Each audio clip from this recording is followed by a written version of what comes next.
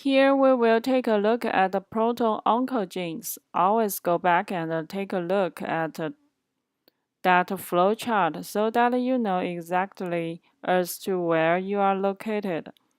That is your roadmap to carcinogenesis. And at some point in time when you read a GPS, you always want to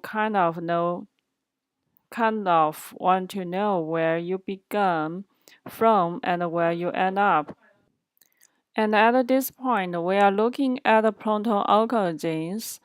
And before we get into actual carcinogenesis, understand that the Proto-Oncogenes are things that we require for proper normal cellular growth. For example, as an embryo and a fetus our brain develops, we can't do that on our own. We need to help of proto-oncogenes. Now imagine that you have the development of cancer. This is upregulated, not a supervised growth of cells. So what do you think happens to the proto-oncogenes?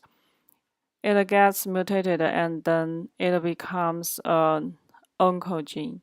What is the name of a specialty that maybe a clinician such as yourself in the future will go into? An oncologist. So here genes that actually from oncology or the practice of cancer. So what is the mechanism of action that you wanted to be familiar with? We will dive into greater detail about RAS.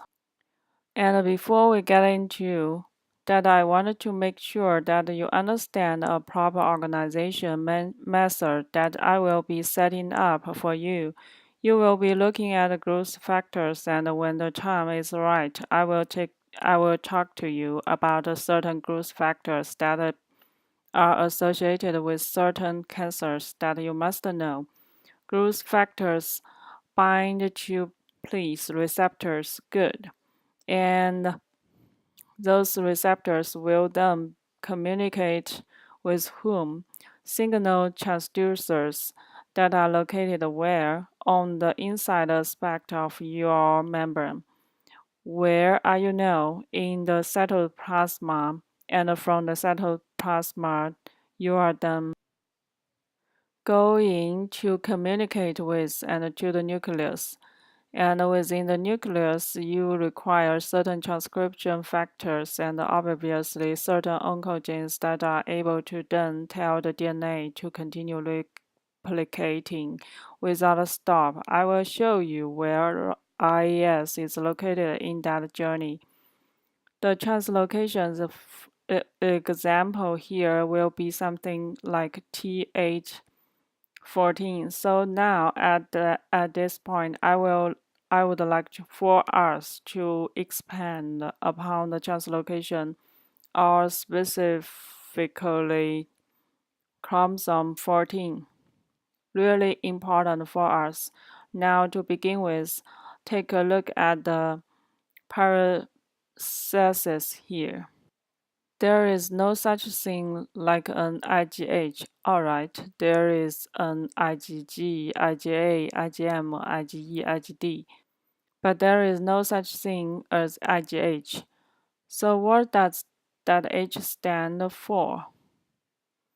I want you to think of the anatomy of an immunoglobulin. And in immunology, you learn about that there is a heavy chain and a light chain. Well, it is the heavy chain that you are focusing upon here, specifically with chromosome 14, hence the IgH. Now, wherever you see the chromosomes 14 in any type of cancer that you are associated with, including T814, T1114, and T1418. Guess what they are? What they all contain an immunoglobulin heavy chain versus what Dr. Ray versus light chains. You have heard of multiple myeloma.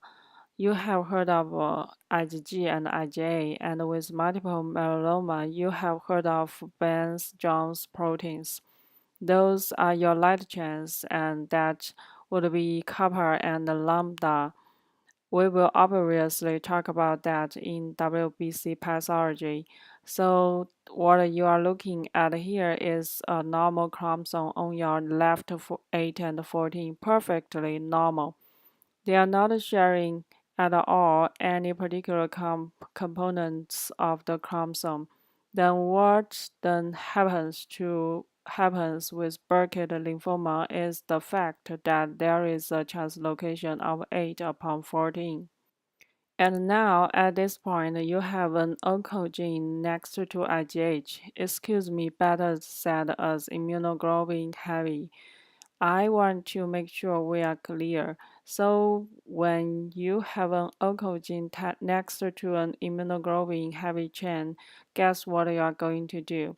You are going to create an abundance of immunoglobulin heavy chain. Welcome to Burkitt lymphoma. And with Burkitt lymphoma, I want to make sure that we reinforce over and over again. You will be responsible for two types. You will have the endemic type and the non-endemic type. The endemic type is the type that you will find in Africa. Non-endemic type will be the type that most likely will be found in North America.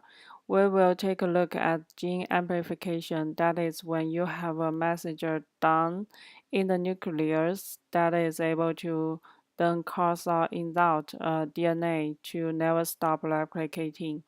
For example, for this would be something like MYC as well, but this one is MINC with neuroblastoma.